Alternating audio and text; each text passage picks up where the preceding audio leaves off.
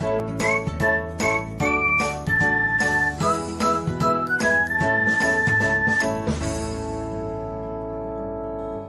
everyone, welcome back to another episode of Technologyglance. Today, in this video, I am going to guide you through how you can change video uploads to data saver on Discord. So, let's get started. Firstly, open Discord app in your device. Then tap on settings icon.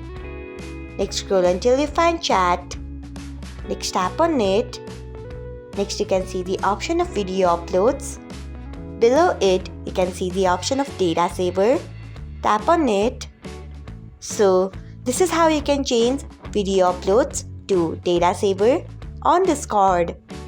Thanks for watching. If you found this guide helpful, we would love it if you hit the thumbs up button below. We upload great new tech tutorials like this one every day. So, do not forget to subscribe to our channel and hit the bell icon so that you'll never miss another update.